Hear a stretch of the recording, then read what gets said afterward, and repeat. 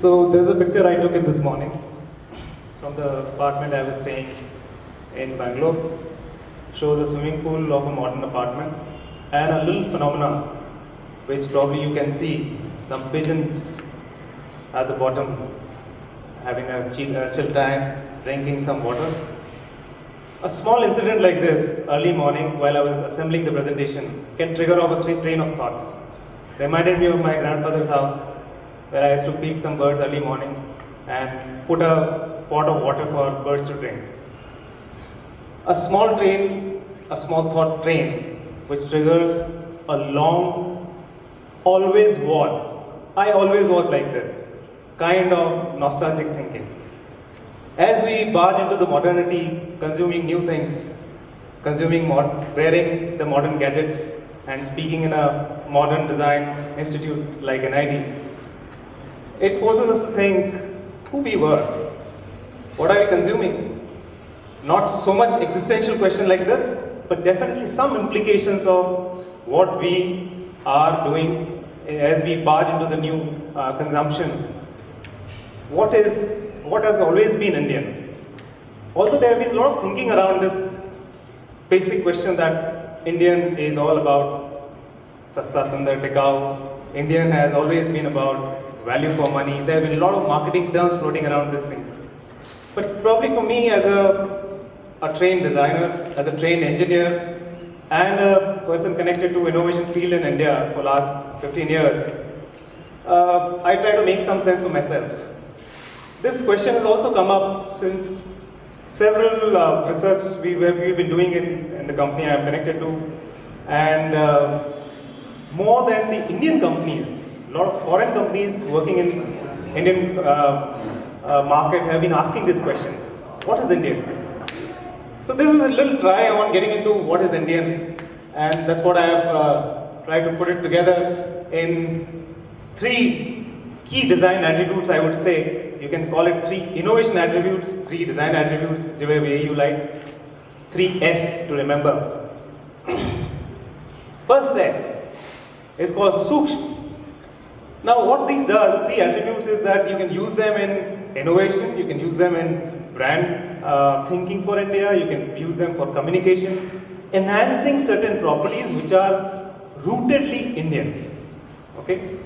Now, when we talk of rootedly Indian, it is also that there is a certain segment, as India is consuming new things, there is a segment which is consuming the trendiest of the things available in the world, while there is a huge segment available which is still very, very rooted Indian.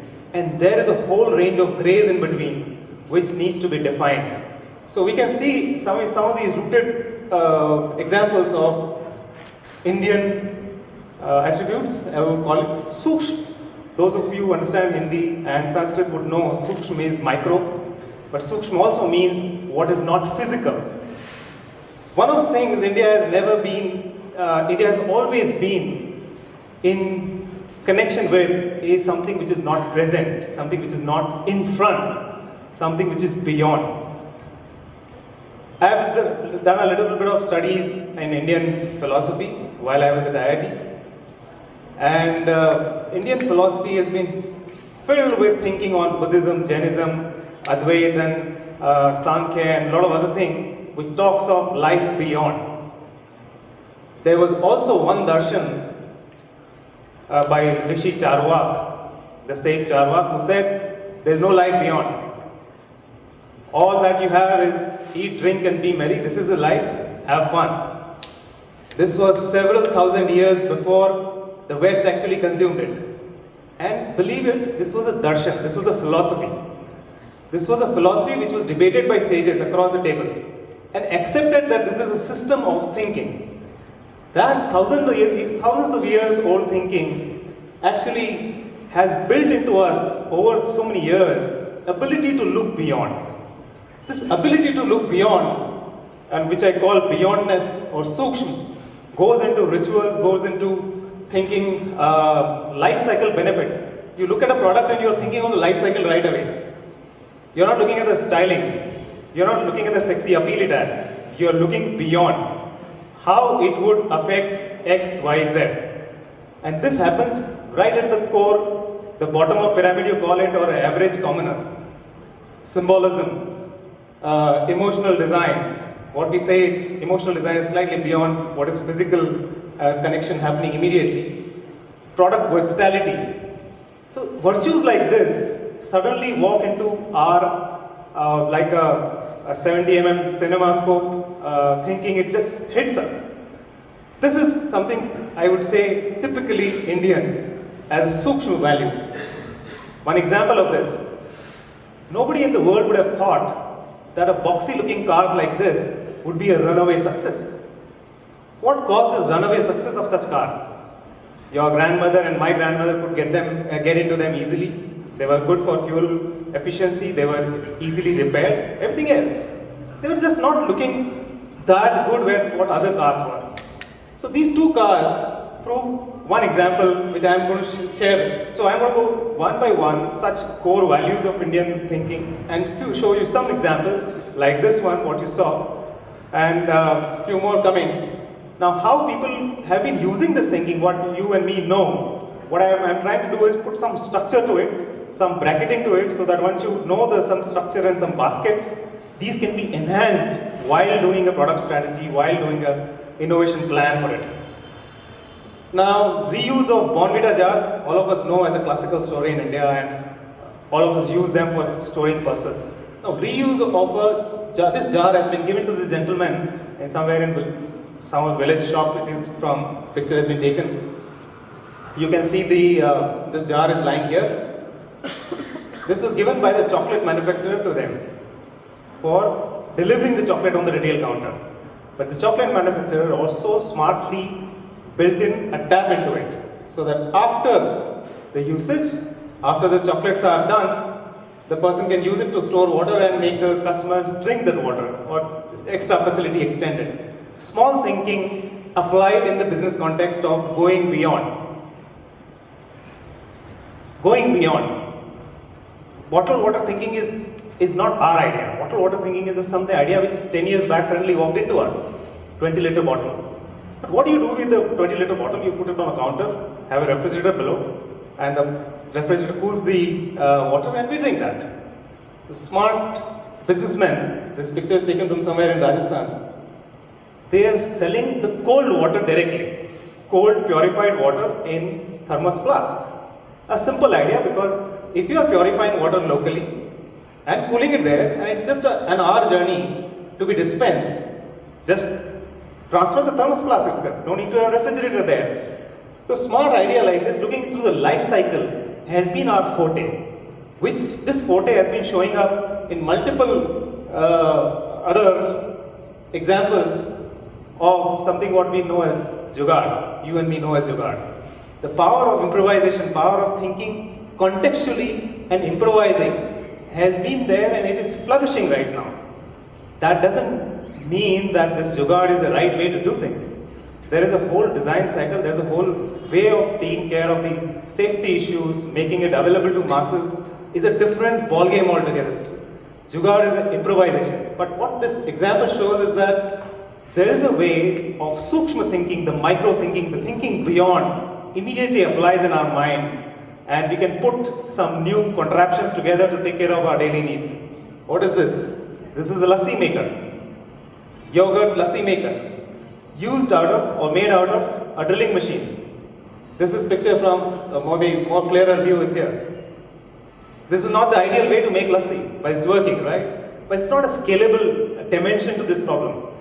However, this just shows that the micro or the beyondness thinking in us takes these several routes beyond Rishi Charva and goes into thinking more practical and the modern steps forward. Next one, I would call after the Sukma thinking, the foreverness is the new way after the first one, which we looked at. People can look beyond. It's also people want to see it forever. Forever new, forever married, and forever relation. So we don't marry our consort only as forever thing. It's forever with whenever we establish a product, establish a relation, between the product we're consuming and us, or making a relation with any entity or any communication. We want to see a forever relation. This foreverness results into something which we all know, but we have never articulated like this. Symmetry. Such a core Indian principle. Core natural principle rather. I am symmetrical. I am sure everyone is, right? Symmetry is a lasting thing. Symmetry is forever. Symmetry is forever, well debated, change is forever. If a society like this can agree on conducting an event, right? If two people sit, even if we can take 10 opinions on internet, still we want to take an opinion of the next door guy. How was your TV? Is it working well? This is us. Foreverness, we want foreverness. Whatever I do, even if after 3 years, after I purchase an object, I would dispose it off. But today, when I am purchasing, I am making a relation, and that relation needs to be forever. This foreverness results into, as you can see, symmetry in objects, which is a preferred order of things. Not asymmetric balance, but a symmetric balance. Well-debated change, colors that fight the sun, which makes us a saturated, color-loving country. Precious metals, gold and silver, and some of these things. Preservation of new things we buy. Again, some done examples of how we cover our things and keep them forever. But this foreverness is what is built into us as a Sadaiv value. Eternal wisdom. Whatever our 5,000 years visible history has to teach us something, these are some phrases, some stories which we know from our Ramayana or from our forefathers have been telling us as maybe folk sayings, Ghose ki gode ki dhasu daab ka chane ke bhav, the horsepower for peanuts. Now this could have hit harder to the consumer base it is targeting at. Eternal wisdom is the wisdom of the ages, which is now boiled down, and you can see in some of them now coming to the use in several current advertisements which are running. And it's a pleasant time to see some of the things being rightly used. There are of course wrong usages also. So using wisdom into the day-to-day context, and you can see the use of symmetry, and it's a subconscious thing. When we design a washing machine interface, asymmetric versus symmetric, there is a huge give and take, and an Indian mind would naturally tilt towards something like a symmetric one. You can ward it off by exposing people to modern asymmetric consumption, but as long as the mind is not too exposed, not getting too used to the trendiness, if we are looking at the grey values in between, symmetric is the way to go. And the third value, Samagra. I couldn't find a better name when I looked at the Western way of explaining a good design in terms of ground and accent. I am taught that way. Here is a ground, light is an accent.